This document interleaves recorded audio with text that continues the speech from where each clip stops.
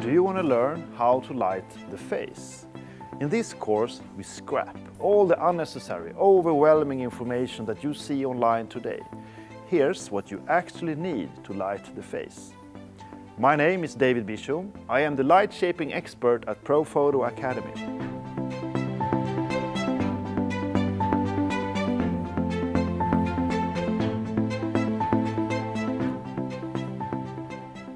And in this course you will learn 1.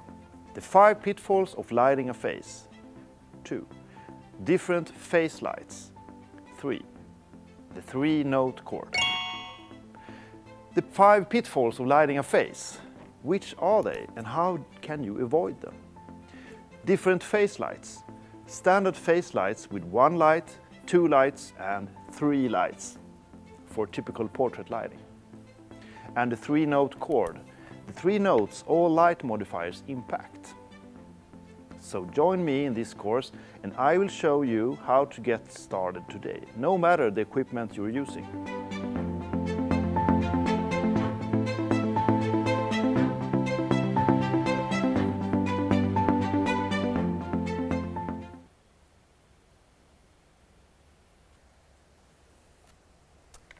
Hello and welcome to Academy Live, episode 8. 8. We got David here. And we got Anders here. And today's topic is softboxes. And we're going to try to go into, not too deep, but at least cover all the different bases on softboxes. We got some funny exercises going on, as you can see on the other camera here. Something's going to happen over there. But first of all, before we get started with that, I just wanted to make sure that you and potential new viewers understand the purpose of these Academy Lives.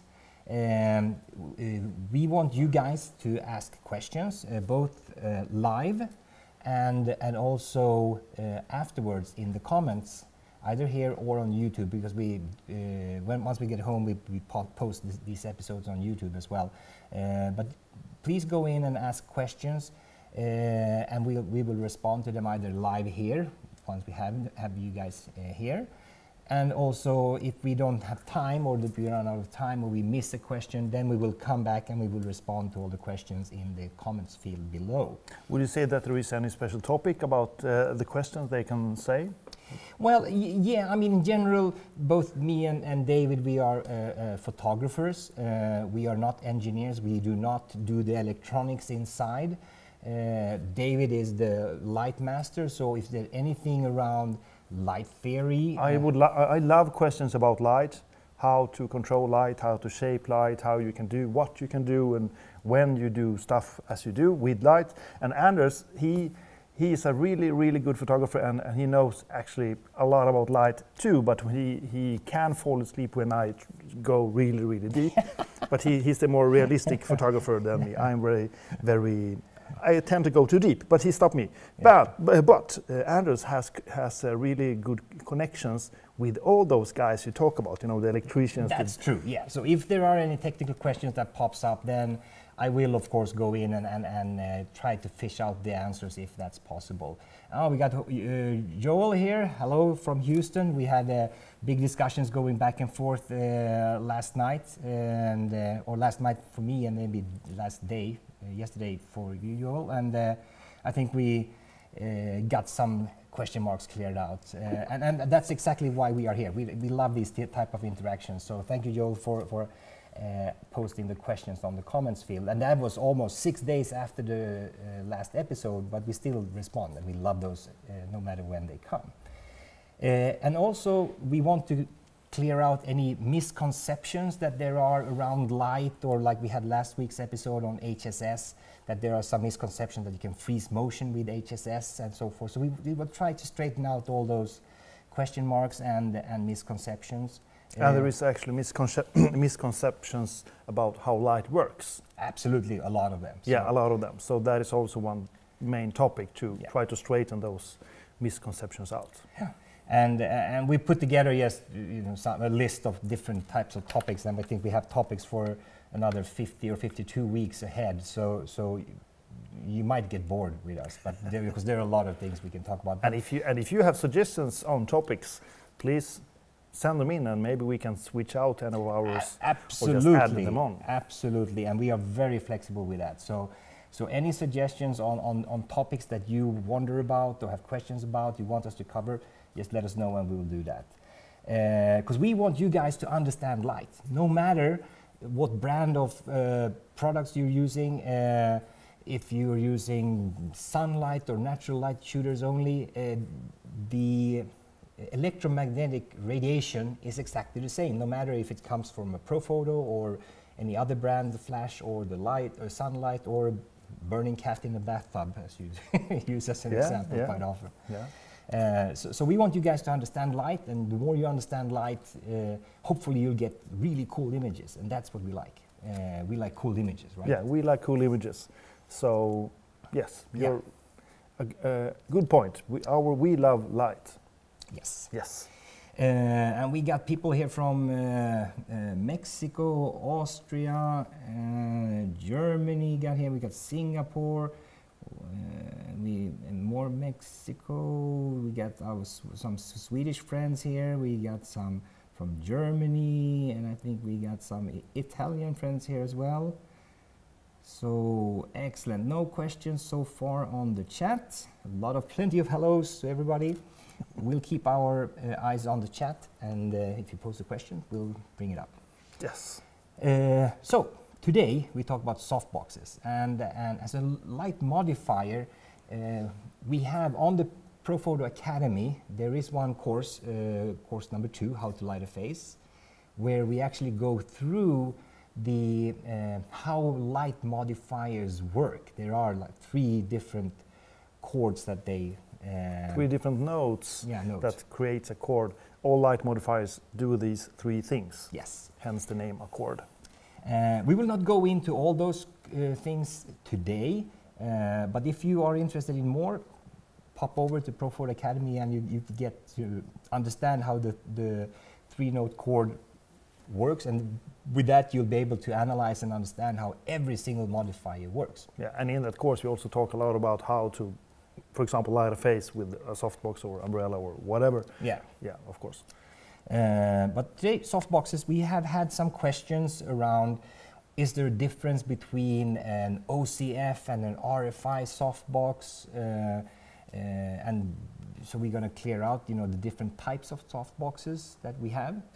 We got a couple of examples, and we will also talk about the different shapes, because there are a lot of different shapes. And so why do we have different shapes? And how you can use the different shapes. Exactly. How creatively, why would you use a shape instead of another shape? Yeah. What that impacts. And then of course everybody has their go-to or their favorites among the softboxes. I know you have a 2x3 is one of your favorites, right? A 2x3 and a 1x3, that is my combo, my go-to combo I use all the time. Yeah. Yeah. And for me, I think I also like the 2x3, but I like the beauty dish. It's not really a softbox, but still it is, or you can make it a softbox. I like the beauty dish a lot. What do you like? Do you have a special softbox or modifier you really, really like? Please comment in below. That would be really cool to see. We got some hotspots here. Questions. Fernando, hi from Spain. Not a lot of photographers talk about the hotspots of the modifiers and how to take advantage or get rid of them. Cool. Yeah. Actually, we talk a lot about hotspots and how to take advantage of it in the course. Actually, yeah. Because that is, as you say, it's really important that you know how, I call it the light pattern out of the modifier, where you might have a hotspot, and if you know how it looks, then you can take advantage of the different parts of the light image. The hotspot, like placing the hotspot lower, so you get a more even light over the face or over the body. for example. And if you want to make a gradient, place the hotspot a bit on the side, then you can make a gradient and such. So it's really important to know your modifier's light pattern. Yeah, and we also in the course we go through the whole concept of feathering the light, and that's kind of getting rid of the hotspot and using a different part of that light pattern. Using the gradient of the light pattern. Yeah. So, and if you want to draw something, just let me know, and then let me try to draw something. Yeah. This is interesting. new function here. We got a dot there. Oh, we got a dot there. Okay. So I tried this new thing here. I will draw this hotspot. This is supposed to be a hotspot. That's the brightest part of the light image, and I don't know why I'm doing it like looking like a ball of spaghetti, but it is, and it goes darker and darker and darker. So this is supposed to be the less amounts of lines, it's darker, okay? So if you place like a head, I have the same color here because I do not want to ruin anything. This is the face. If you place the hotspot lower down on the body, then the face will probably be closer to the light modifier. That can be up here. Then you can have a really even light from top to bottom like this. This is a beautiful image, isn't it? Fantastic. It's a masterpiece. Yes. You can buy it on eBay later. It would be very expensive for sure. Yeah. So thank you, Fernando, for that. And you're absolutely correct. That is something that's very important. Actually, can I make one more drawing about this? Because now I'm really eager to draw. Okay, just a quick one. Quick one. Same thing. Like if you have a flash here, this is some kind of flash, and you have a face here. This is from the side. This is the nose, this is the eye. And if I draw this light out, in the middle we have the hotspot like this. Then you get the hotspot maybe so it's too bright on the upper part of the face. And by angling the light up or down, you can place this hotspot anywhere you like to control the gradient. Yeah, okay, now I draw this beautiful image again. So, as you said, was it Fernando? Fernando, yeah. Fernando, the hotspot is really, really important, I would say, to control your light.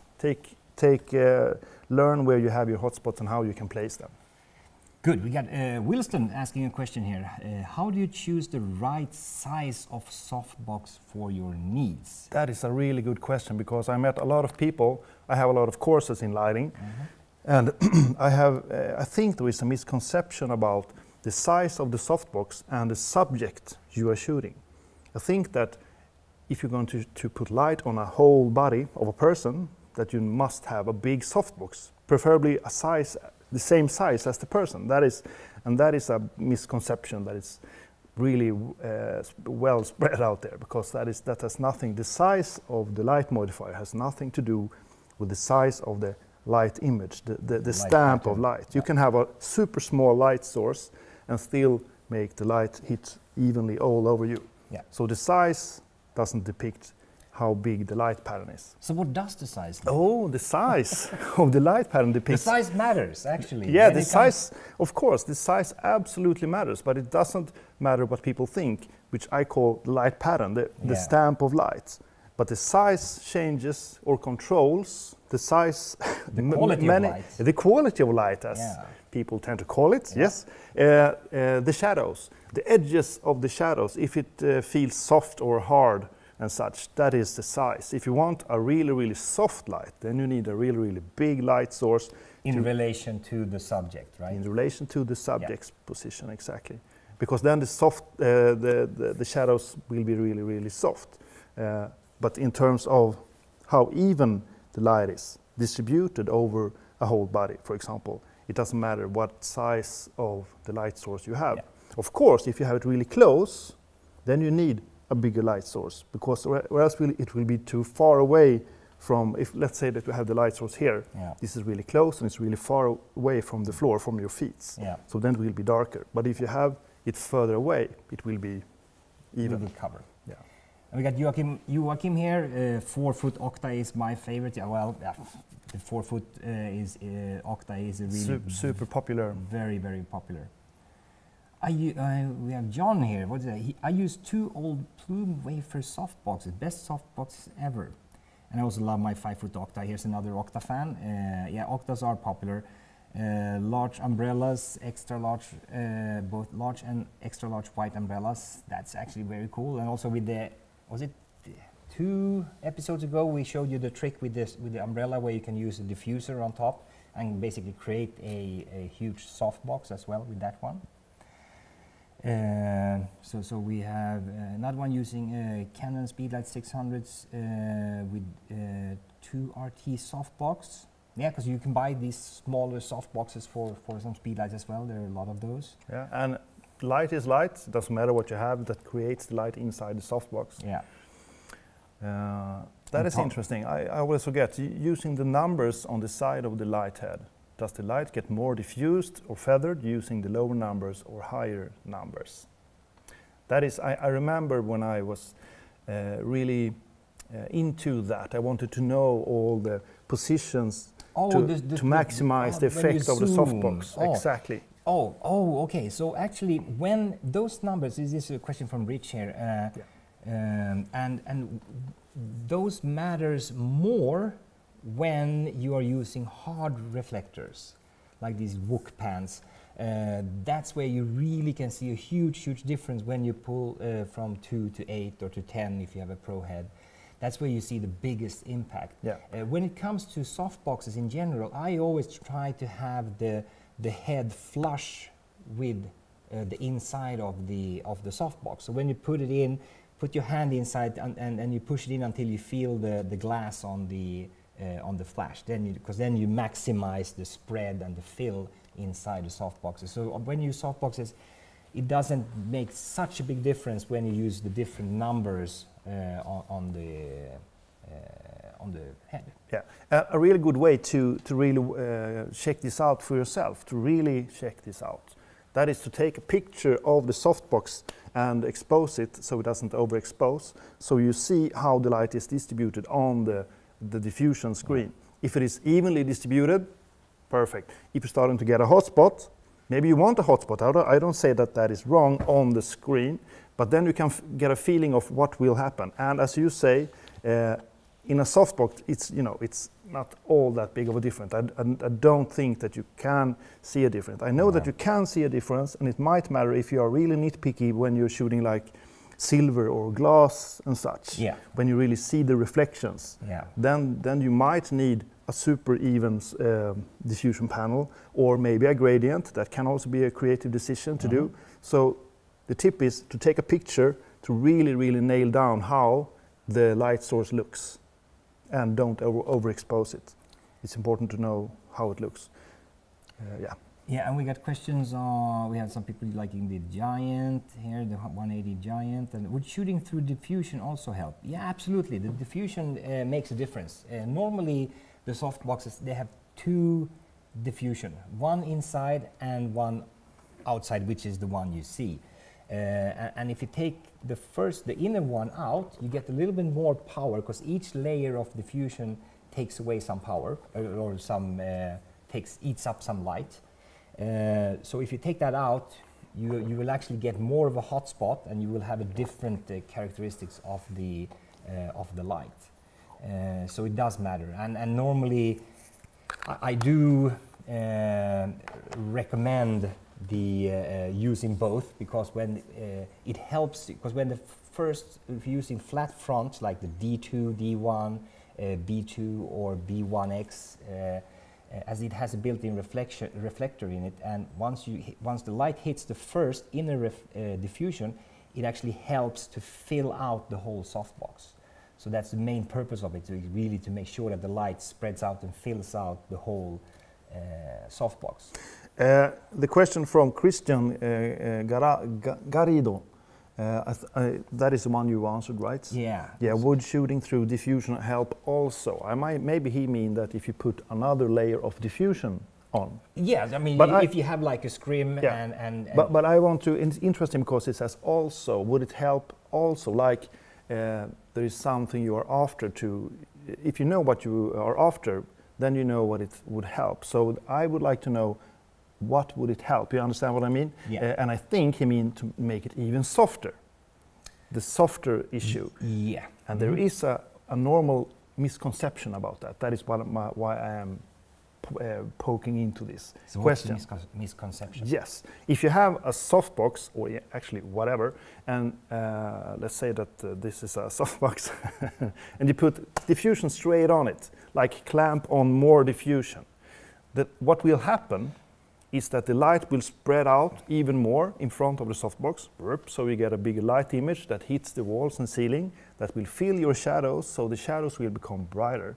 But the look of the shadows, the width of the penumbra, you know, the edge of the shadow will be actually quite the same, because the size of the light source is the same. It's the same size. If you put diffusion on, you will have the same size of the edges of the shadows. It will feel equally soft.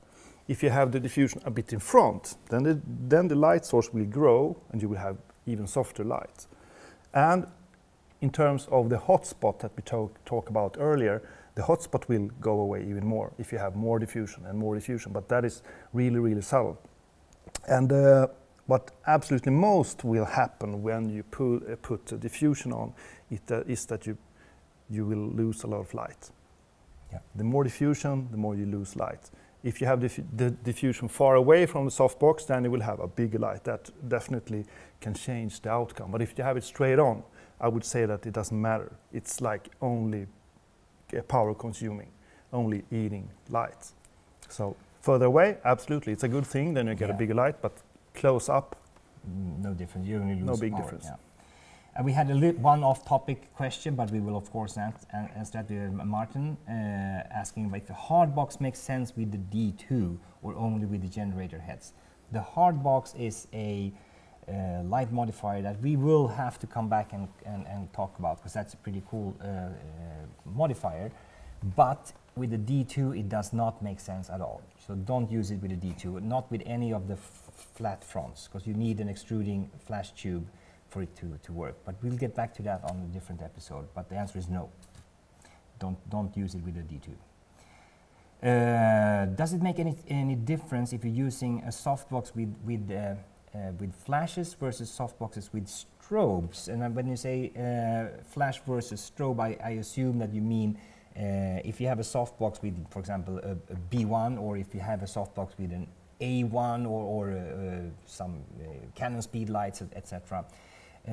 So the only difference is the amount of power, the amount of light that these different heads throw out. So it's important that you know it can be the only difference, but it can be a difference because the Speedlights, for example, you can zoom the head, and if you zoom the head really long back, then we will have a smaller light pattern hitting the diffusion, which makes a smaller light source, hence harder light. Yeah, a hotspot. Yeah. So if you have control of what you're doing, like zooming the head in the Speedlight really front in front, really wide. yes, to get a really wide angle of light, then you won't have any difference in terms of light quality. Yeah. But there's other differences, Mike like has how long will the batteries last. B1 without both diffusers gets star reflection in the eyes. We have to try that. That sounds really exciting. That's something. Without both, yeah, but yeah. So you take both out. So we have to try that. I can explain that why, because it's interesting. Go ahead. The question was, if you only have one layer of diffusion instead of two, you removed one of the diffusions, then you will get star reflections in the eye. Correct? That was the question. You scrolled it away, but yeah, and that is because the fabric is, you have lines like this of sytråd. The thread. The thread, yeah, the threads, and you have lines like this, and these lines, these threads will reflect light, so you will get these star-like reflections. And if you have two layers of diffusion, then, and I think it's actually some other material in the back baffle, in the back diffusion, that will make the stars go away. So because a star plus a turned star equals no star. So that is true. And I think that we should try that someday to really see how powerful, how much of the star effect will you get from these softboxes. Because I know that you can get a really strong star effect with different types of diffusion materials, and other types that has another construction of the material do not have the star effect. Yeah. Mark is asking, what's your go-to modifier when you can only use one light? For me? Yeah. Can I pop in a question and you will answer that? What am I shooting? Oh. Is it a portrait or is it wedding? Because it's totally different. Yeah, that's true. So let's say for a portrait. For portraits, I would use. Actually, do you know what I would use? And I know that this is kind of strange, but if I only had one light, and I knew that I only would have one light for the rest of my life, and I knew that I have to make a living on it, not just like, oh, I only have one light today, but forever. Yeah. Then I actually would have just a zoom reflector, the zoom, norm reflector, yeah. because with that I can do anything. I can bounce to a wall, I can do anything. Yeah. But if it was like, okay, tomorrow you have to shoot this guy and you can only pick something in here, one thing, then probably I will just go with a white umbrella. Yeah. Because a white umbrella, it's easy to carry, it creates a beautiful light, and you can do a lot of stuff with it too. Yeah. So that would be my answer to that in a more normal situation. But otherwise, just a normal reflector. Yeah. I'm also, I've had it for a long time. I had the beauty dish or the 2x3 softbox as my go-to, but I'm more switched into the hard reflectors as well. So for me, it would be an OCF Magnum. Yeah, that's my go-to. Because with that, I get a lot more power. Because I get twice. I use the B2 a lot. Because I always have to be very, very light when I'm out and about with my kit. So I have a B2 with the 2 heads. And those 250 watt seconds, when I pop on the OCF Magnum, all of a sudden I have a 1,000 watt head. And with 1,000 watts equally 1,000 watt, I can outpower a lot, both the sun, and I can do a lot of fun tricks with that amount of light. So for me, it's also a hard reflector. Yeah, and the backup after that comes also an umbrella. Yeah, because I do love the umbrellas; they are really nice. And I must say, if I could on my hard umbrella have a grid, then I would be happy. Yeah. Because with a grid, I can start to shape the light even more easily and use indirect lights to create soft light and such. Yeah. So what would you two recommend for portrait photography? Size, type, flash? Ooh, nice. Good question. Well, basically, you need something. Of course, you can be super duper creative and do a lot of stuff, but just basic, I would say that you need something that is a bigger light source to create this soft light on the subject, just basic. Yeah. So that would be one head with an umbrella, for example. Yeah, with an umbrella, for example. If you have a softbox, the difference between, will we speak anything about the difference between softboxes and umbrella today, or is that another episode? Yeah, no, we cover umbrellas next week.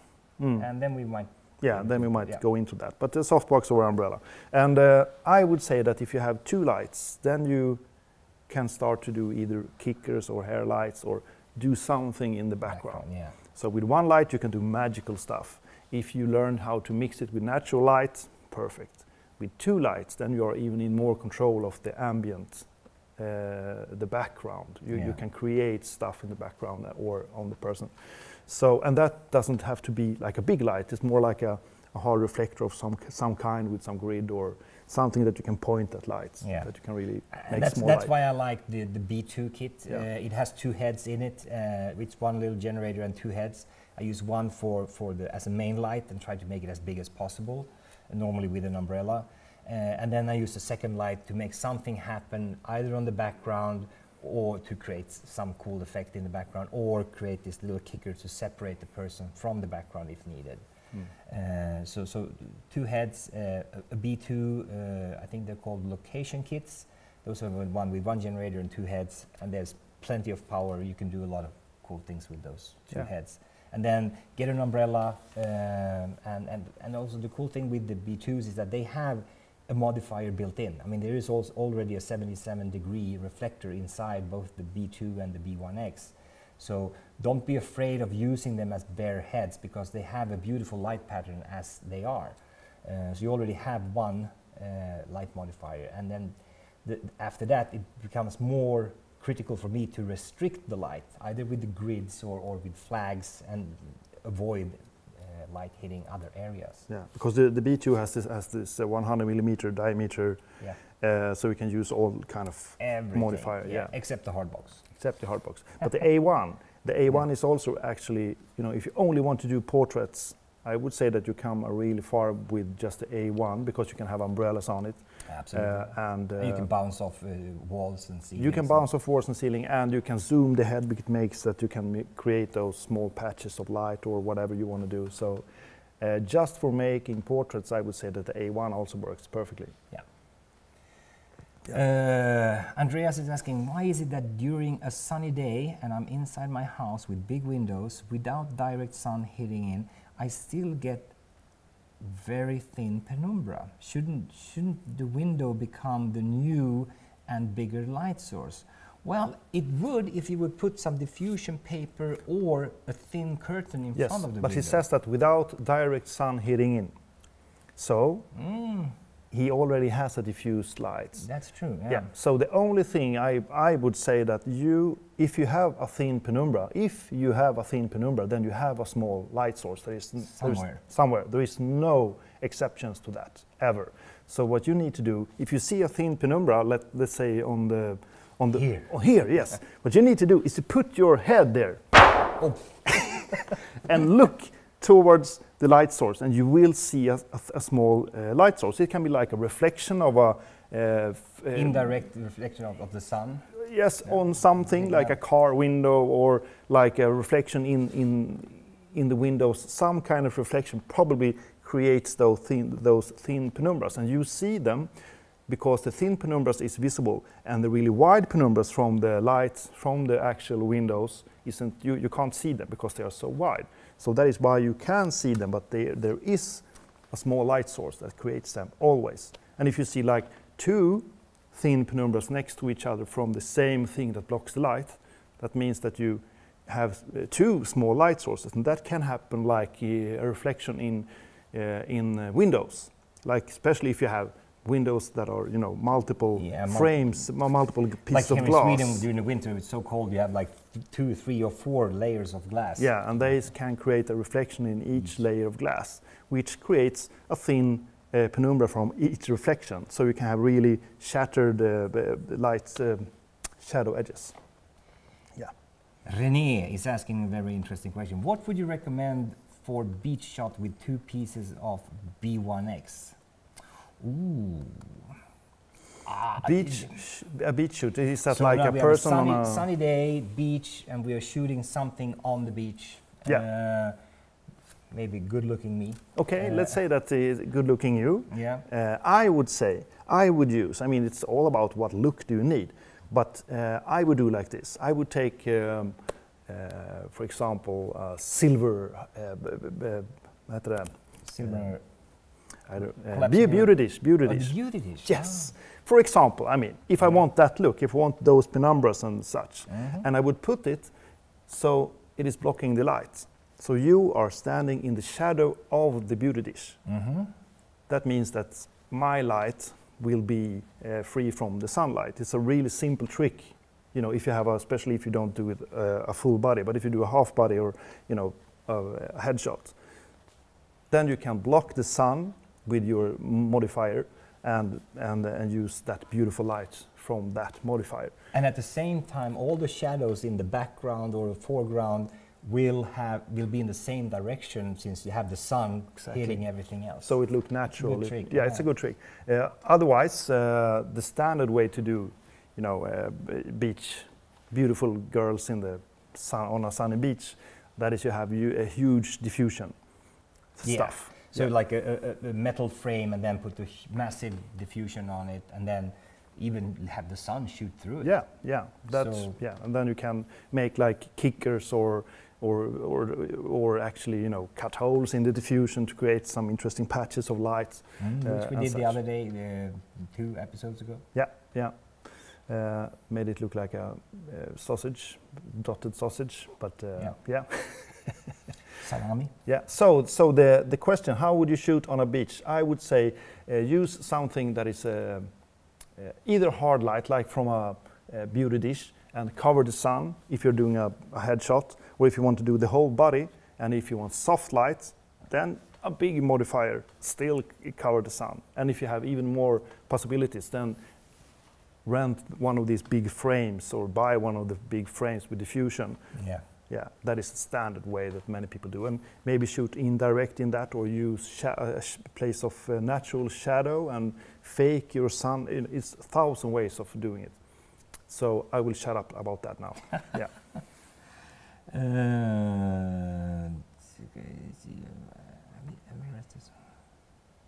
That one have we ever tested softboxes which can tested softboxes which can we recommend for Speedlights? I guess that make us wondering. No, well, in general, don't go too big. We have one crazy big in here that we're going to look at it, which is a 6x4. It's just way too big. You don't have enough juice in a Speedlight to fill it with and not enough spread. Yeah. So I would probably not go bigger than 3 foot, either, you know, a 2x3 or a 3 foot octa, somewhere around there. It's probably the maximum. Yeah, I would say that too. So there we go. What's best for wedding portraits? Ooh, that's also very, very. There's so many different things to shoot on a wedding, and there are also very, very different logistic problems. Like if you got to move around a lot, then it's really important that it's light. Yeah. That is more important that it is, you know, maybe big. So then the weight is the most important part, and then umbrellas. Umbrellas is the most easy modifier to carry. Yeah, umbrellas, I would say umbrellas definitely is best for wedding. And then the other trick is to expose your camera for the background. What do you want if you're in the church, or if you're at the dinner party, or if you're outdoors? Make sure you expose your camera for the background, and then you use the flash as to lighten up the shadows, and use like an A1 or you know an A1 or a B2 just to lighten up, get the eyes popping and so forth. That's. I see a lot of images on I get a lot of questions, and then I see their images, and it's really common that the background is too dark. It's exposed too dark, and when you put a flashlight on a person in front of a too dark background, it always looks flashy. Yeah. And then they ask me, what modifier should I use so it doesn't look like it's a flash? And it's not about the modifier in those cases, it's about the exposure. Let your background really be bright and put the person into darkness, then you can do a lot of stuff and it will look supernatural. Yeah. So it's really important. But my answer to that question is umbrellas, because it's easy to carry, and don't be afraid to do indirect light. Use the walls, use ceiling, it's a really quick way, like if you have a Speedlight or A1 or whatever, to angle it towards walls and ceilings to create, you know, short light, broad light, and all those kind of portrait tricks. Yeah. Got questions on umbrella or softbox. Well, that's a matter of taste, I would say. Umbrellas are very versatile, but then on the other hand, I mean, softboxes have the benefit of the diffusion, the way it's actually diffusing the light. For me, they are also very versatile, and with the OCF series, they are really easy to bring with you if you're on location, etc. So you could have softboxes, but if you need to go bigger than 2-3 foot, that you really need a lot of size, then an umbrella is a lot easier for that. I must say that one thing I love with softboxes is the straight line. Yeah. the straight shadow that you can really place and be creative with. And when you turn the softbox, which you can on all the Pro Photo heads, you can really place that shadow line. And the further away you are, you get a wider line, and if you go closer, you can really get a thin line where the light starts. So you can really make that place, make that the light focus be. You can be really creative with the light focus. You can do that with umbrella too. You can twist it. But but you don't have that very sharp edge, because normally if you have the diffusion here, there's an edge of black cloth that pops up. Let's say put it here. So you have the diffusion here, then you have. I can draw it. You can draw it. Yes, I can draw it. Okay, let's draw do a this. softbox from the side. I do a softbox from the side. We have this exaggerated version of a softbox here. Burp, burp. This is a. So here we have the diffusion. This is the diffusion, the diff, and this is, what do you call this one in Pro Photo language? We call them, well, you have a front edge, so it's a recessed front. Yeah, it's a recessed front. So these. And then you have the light. Yeah, of course. Here we have the flash, and in here, and we have the inner diffusion there. Inner diffusion and the outer diffusion, like that. So these. Those are the ones you're talking about. Those are the ones we are talking about. And that gives you really a hard cut. So then again, you have more control. I'm going to take off your. So that really gives you more control of the light and where it actually hits. So, difficult if we would have to pick. Well, I want to say that with the umbrella, when you use the edge of the umbrella, you can feather it. You can use that edge too. But it's I would say it's not as sharp, unless if you have So it's more. You can be more creative in my point of view with a softbox, thanks to that edge. By restricting the light, then you can paint more with it.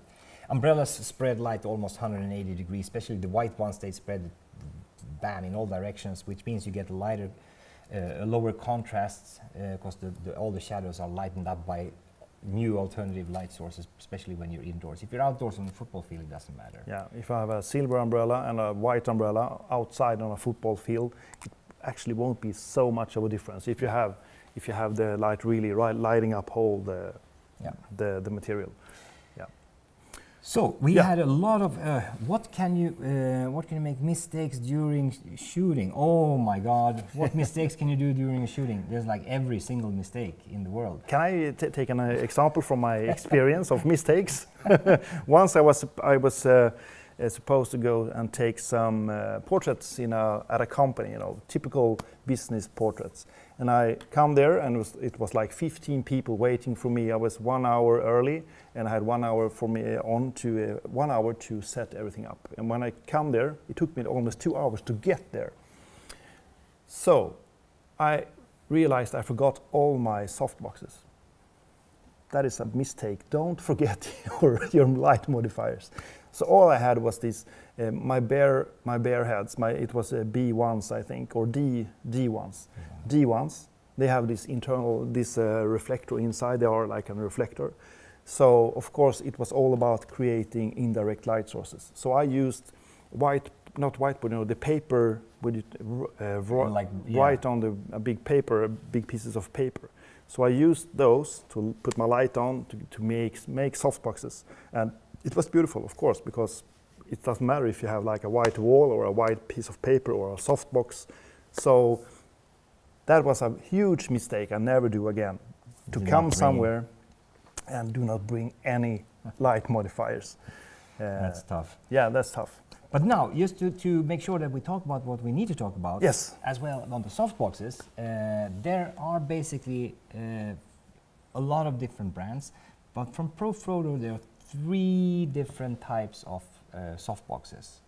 And there's one series which is called HR, and they are heat resistant. They have this really thick. Everything is like can handle a lot of heat, and that's because they're used a lot for the continuous light that you use for video, for example. Because then you're up in maybe 800 or 1,000 watt seconds, and it's continuously on, and it becomes really, really hot.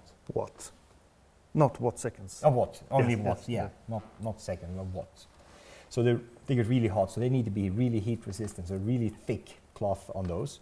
And they are the HR. HR, yeah, HR, yeah. heat resistant HR. Yep.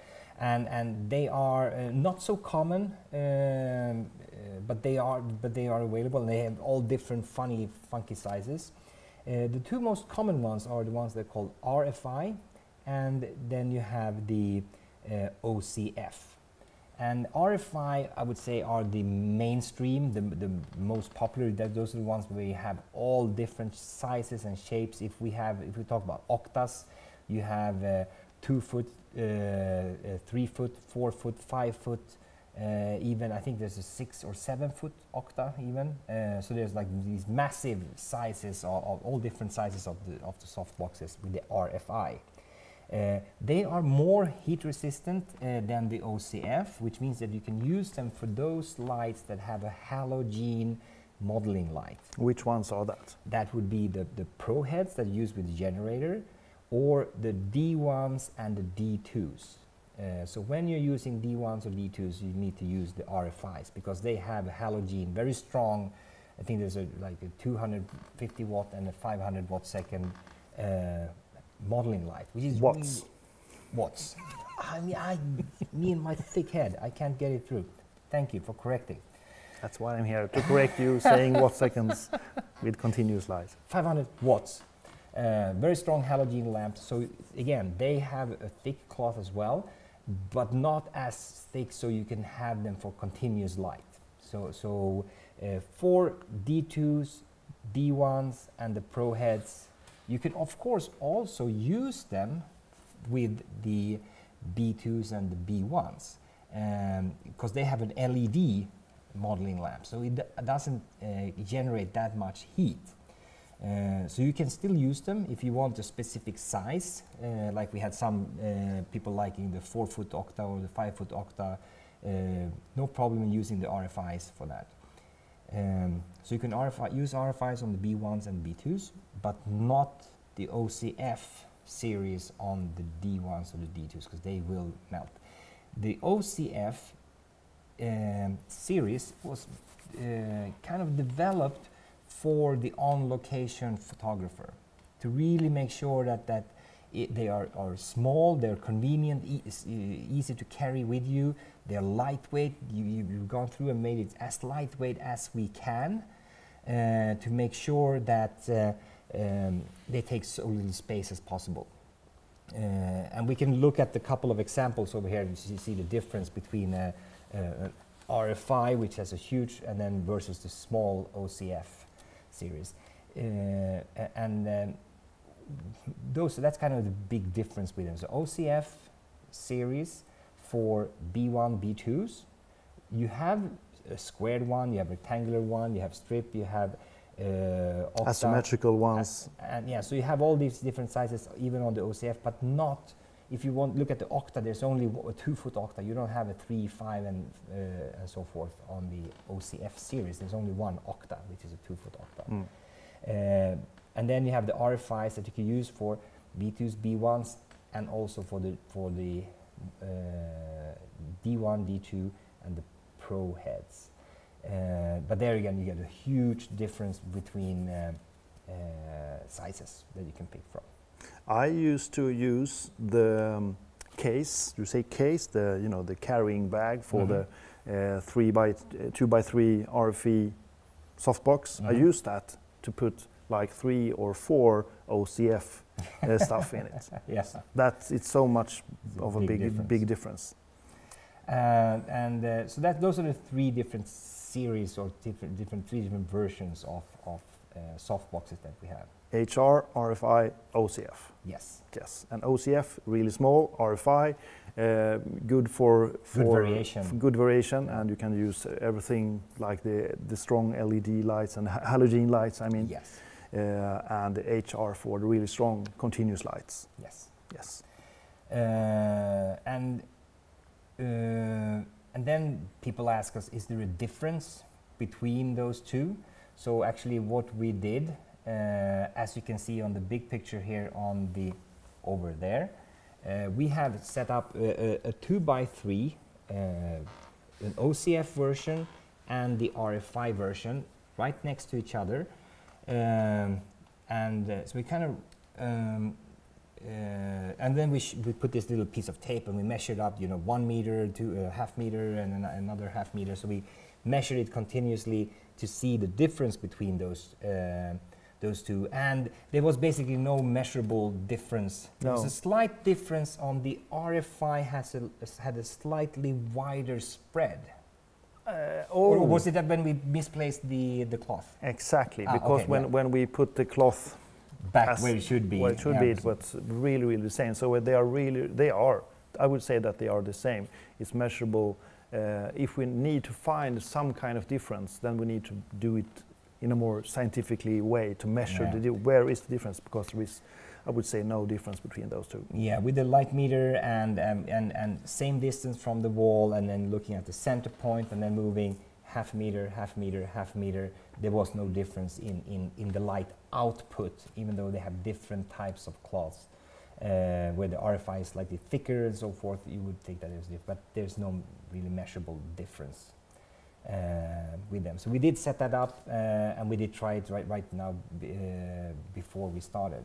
But then coming back to the different sizes, I mean, we have, maybe we should go and take a look at a few of those different sizes. Yes. I mean, we have the strips and we have the, so let's see, I'm going to grab the camera and walk around with it a little bit like this. So maybe we can show this. Show the setup. Yeah, so we did this test. Here we have the, excuse me, the OCF version. And this material is really thin. It's super thin and really lightweight. And this is the RFE model where we have a lot, it's like Kevlar, it's really, really thick. So, of course, I would say more durable. Yeah. I haven't tested it, you know, which one is more durable, but I would guess that this is more durable, and this is really lightweight. Take less space, take up less space. And as you can see, the shape of them are really the same. Yeah. And as you mentioned, when we tried it out, the output is really, it's also the same, and the light image, light pattern out of them are also the same. Yeah. And if you look from this side, I think this is interesting if you do not own a OCF softbox. The diffusion material, it's sewn. You can't remove it? Yeah, it's sewn on, so you can't remove it. And that's mainly because it's supposed to be on location, so you had to do some compromises on what you can and what you can't do. But the RFIs, on the other hand, the other RFIs have this Velcro solution that you can remove. And there we see the inner diffusion. Yeah, this is the inner diffusion here. So the first diffusion and the second diffusion. And these ones also have this inner diffusion behind that. And with this diffusion, since it is Velcro, you can actually put it up front, up here. And you have even more, a wider spread of lights. Or you can put it, as we have done now, as far in as possible to have the same distribution of light as the OCF version. And this is the edge that you're talking about, that you use to control the lights. Yes, this shadow edge from this. Exactly. So that about those. Cool. Yeah. And over here on the wall we have strip versions. Yes, we have strip versions like this one and this one. This is actually my absolute favorite of strips, the 1x3, and here with a soft grid on. So you can remove this and put it on. And the soft grid will create soft light in this direction and harder light in that direction. And why would you use a grid? Why would I use a grid?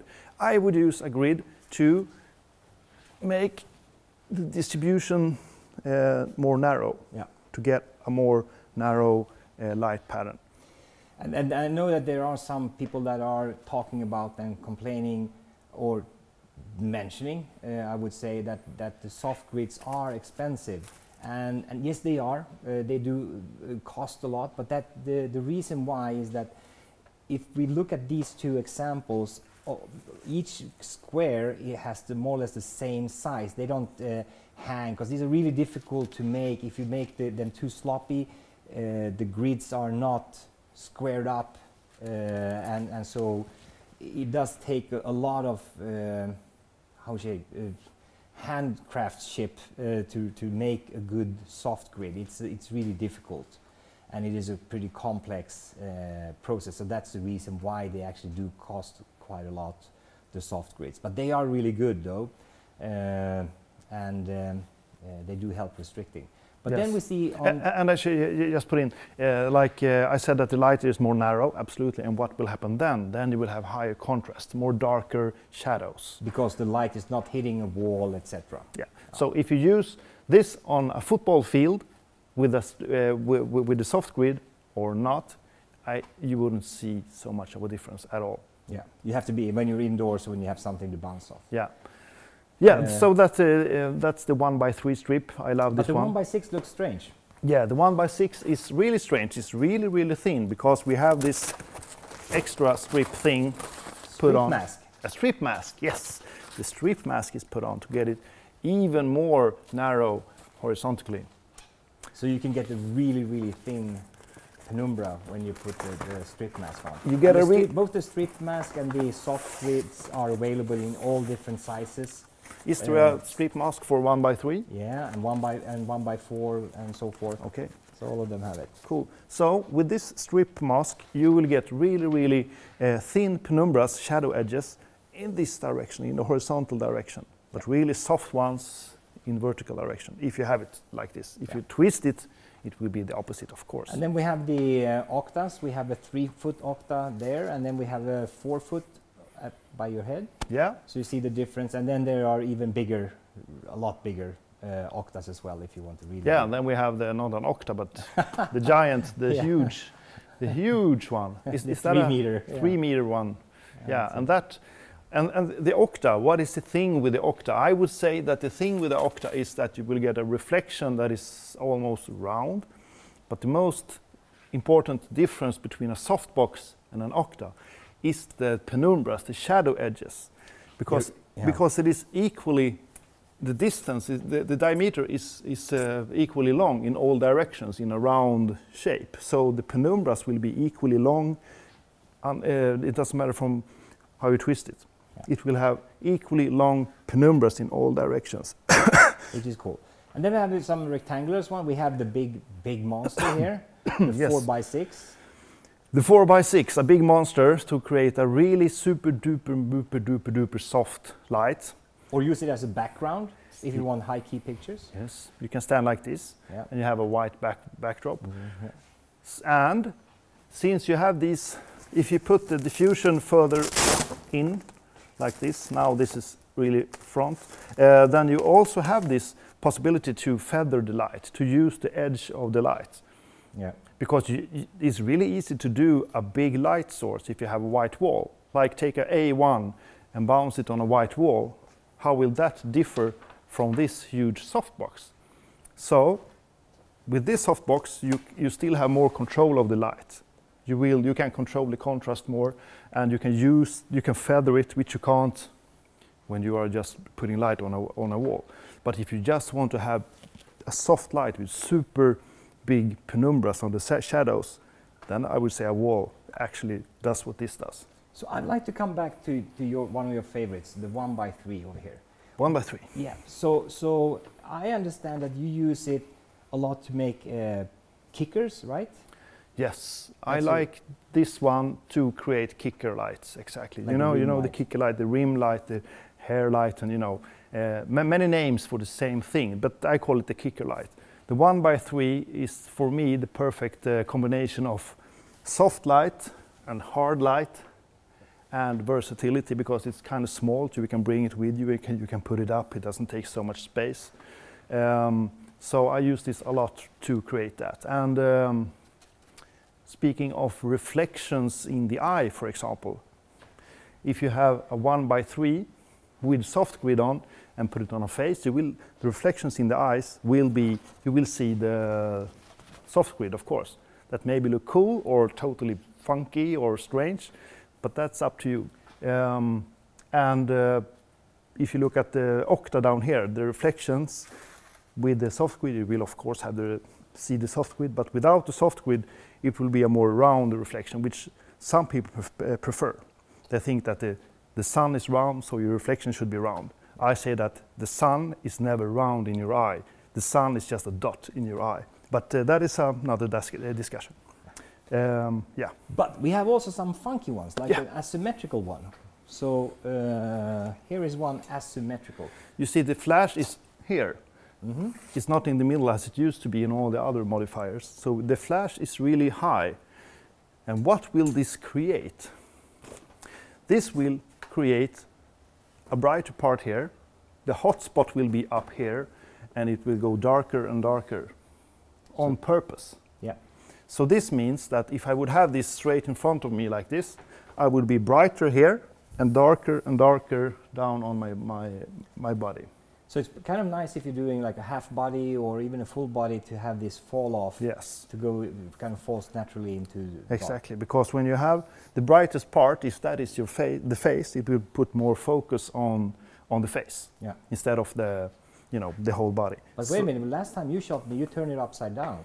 So I had the darker part up towards my face. Exactly. So that was the dark part then. You didn't want like my face. So that when was you mean. Yeah, you can be mean with this one. So this is another way to use it, like this. And actually,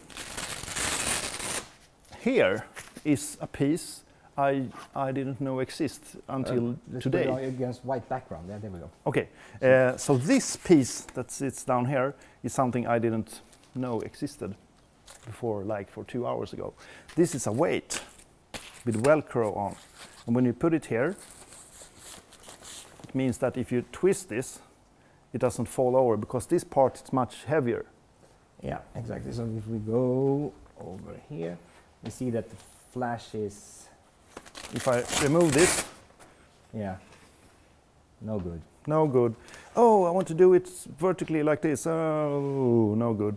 Then you need some weight here, and here's the weight, a Pro Photo weight. That's cool. Here, ta-da! Cool. These small things. Yes, these small things.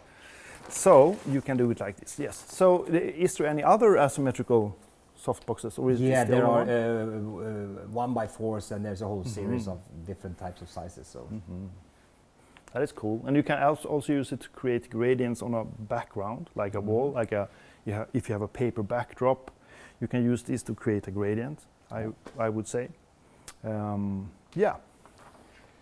Cool. I think we covered everything, and of course the softboxes. Let's go and take a seat. Yeah. Over here. Oh no! Wait a minute. There's nobody there. What do we do? Oh, I lost the connection to my drawing pad. Yeah. Well, because we're gonna. Now I can't draw anymore. So back to us here. The softboxes also do one more thing. They do impact reflections. The impact reflections. And reflections, it's a whole separate episode, and because it is different if it's like skin, or if it's an orange, or if it's a billiard or a pool ball, tomato or a peach, and so there's a lot of things happening. If you're shooting a bottle of something, yeah. If you shoot like cutlery, or if you shoot like silver, glass, all glass stuff, then the reflection, the look of the reflection is everything, because you light it with reflections. So then the shape of the modifier is, totally, that is the most important part when you're dealing with reflections. And that is a separate episode where we only will talk about reflections, how to control and how reflection works. And here we have some. See if we have some questions. Yeah, Joel has some questions here about when I meter for the background, it's properly exposed, and when I add Pro Photo Light, do you recommend I shoot TTL and then manual, which we call the hybrid mode, where you take one shot in in TTL, and then you switch over to manual, and it keeps the settings? Or do we recommend what Chris Fain and Michael Anthony once told me, to get really close to my subject's face and shoot him in TTL, and then you switch over to manual? Well, it's basically the same thing.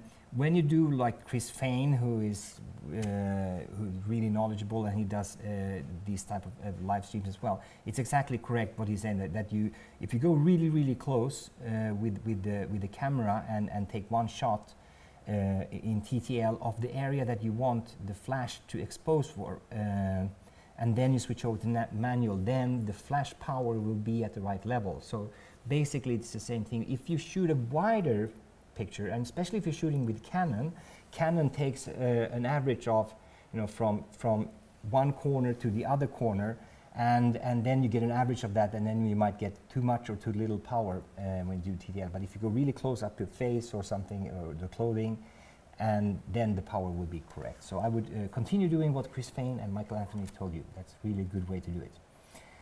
And you don't have to be sorry for long questions. We like long questions. Profoto deep umbrella benefits. Well, that's next week's episode. We'll go through the shallow ones, the deep ones, the white ones, the translucent ones, and the silver ones. So that's really next week's topics. So thank you for bringing that up. Cliffhanger topic. Yeah. Cliffhanger question. There's so much to talk about and show with the different types of umbrellas. And do we have, we have someone who's enjoying modifiers as well. Yeah, so do we. This is like a candy store for us with all the modifiers. A Softgrid is strips of fabric stitched together and some Velcro. Well, it is more difficult than you think, because we've tried so many different manufacturers to help us, and what happens is that the cloth starts to hang, and you don't get the kind of the stiff, rigid Softgrid, and they start to look really bad. We could bring some samples that we have in the over here at the R&D of good versus bad Softgrids. There is a difference with them, and it's really annoying to stitch them together when you look at them. So it's a bit of an annoying process. So I think we got. Can you show how you work with the model? Ooh, that's actually a good thing as well. But that's, for me, that's another episode. Because there's a lot of things about posing. How do you work when you're posing a model? Because there are a lot of tips and tricks depending on if it's a head shot, if it's a full body shot, it's a fashion shot, or if it's a wedding shot. So there's a lot of different things. But there are some tips and tricks we could share. There is, absolutely. But not today. Yeah, but I think also that if we would have a model here and show that, that would also make this process of making these live episodes a little bit too big. We need to, maybe we can do that in the future, have a model and show stuff. Yeah. But I think that it's really important that there is a lot of things to say about how you work with a model, but actually without a model here. Of course, it would be great to have a model. Maybe we should bring a model and do some cool stuff with different kind of modifiers, but I think we will arrange that. Yeah. Because I think there's a lot of things that we can talk about to give some guidance around how to work with models in general, and because I see a lot of nightmare examples where people spend more time focusing on the back of the camera and the image there than the person that they're working with. If it's for corporate headshot, or if it's something that you forget about who you're shooting, who's standing in front of the camera being really nervous, unless it's a professional model. But if you're shooting a corporate headshot, that person's really nervous because it's really scary to be in front of a camera. And actually, the psychology behind taking a portrait is super interesting. Yeah. I do a lot of these light workshops, and when we have these students taking portraits with all the light knowledge we taught them and such, and when they meet a model, or meet a person, I would say, how they interact, it can really ruin everything, and everyone does it in different ways, and I have my style and you have your style and everybody has their style, but I think it's super interesting to talk about the psychology behind portrait photography, because that is a really deep subject. It is, yeah, there's a lot, but that I think that's a good topic. We'll make a note of that. Go. And we'll pop that into the calendar and talk about it, because I like that as well. So we got Hugo asking, how much difference does it make to use a D1, D2, B2, or a D2 or a B1 in a large softbox compared to a smaller one? So the difference between if you have a D1, D2 and a B1 all in the 500 watt second versions. Great. Now I can use watt seconds, right? They all have the same built-in reflector, 77 degree, and the frosted glass. So there's no difference between the D1, D2 and the B1 in the light spread or how much it would fill. So there's no difference between those. But if you would go for the 4x6, you can measure a difference out in the very far out edges of the monster softbox, the biggest 4x6 foot. Instead of having a pro head with the extruding flash tube that really throws flash in all directions, because that really fills up the softboxes. But so besides the massive 4x6, you're safe with any of the softboxes with those 3 different flashes. And as I said earlier, take a picture of your light source in front of the light source with the flash inside, expose it so it doesn't overexpose. Really small, aperture. Take a picture and then you will see how your light source actually look like. Yeah. Cool. Oh, how you compare to a pro head? Okay, so so there is a difference when you are at the biggest modifiers. Then you see a difference between a pro head, but with the others you cannot see a difference, because in most softboxes you have the inner diffusion, and the inner diffusion helps to spread out the light, no matter if it's a D1, D2, B1 or a pro head, because then it spreads out, so it really helps a lot. So for the normal softboxes, you're safe to go with the flat front flashes. It's only when you use the really massive ones. I've used the 4x6 with my B1s, and you get light out there, but there is a little bit of fall off, and I can't remember if it was like 0.3 stops. I need to measure that up. I'll measure that up and comment it. And if you want to go really nerdy, really nerdy, which we do. Yes, we do. If you look at the penumbra, let's say that the penumbra is, the shadow edge. Let's say that the shadow edge is this wide from a 4x6, like 20 centimeters or something, on a certain distance, with a certain distance from the light source and so on.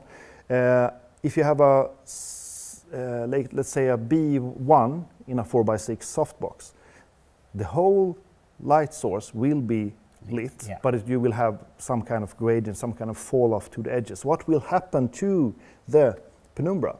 The penumbra, it will still be the same size, like where does the light start and where does the light end? But the distribution within the penumbra will be different. It will be faster, darker. Yeah. It will go darker faster. So like in Photoshop, if you have a curve like this, a straight line, or when you make it a curve like that, it's the same thing that happens in the penumbra. You will have it go darker faster. Is that the correct way to say it? Darker, faster? Yeah, why not? Yeah, why not? And actually, it's really big difference if you have a round light source or a squared one, how the distribution of the penumbra will differ. But that's really nerdy, and I would love to have an episode only about the distribution of penumbras versus different sizes of the light sources. But we do that like a midnight show, the dark hours with David. Yes, dark hours with David, speaking about the distribution of penumbras. Excellent. So with that, we'll need to round up. We've already taken up over an hour from you guys' time. We really appreciate that. Thank you so much. I think we covered all the things with softboxes, OCF, RFI, and the HR softboxes, different shapes, and what you can do with those shapes. And we'll come back to next week before we have at least 1 week's break, because there will be some vacation time and so on. But next week we're back Wednesday, 1700 on European Central Time. Topic? and topic will be umbrellas. Umbrellas. Translucent, silver, deep, shallow, small, large, medium, extra large, and we'll cover all of that. Look at the different light patterns and what they do, and which one would you use at what occasion, and so forth. And if you have any questions around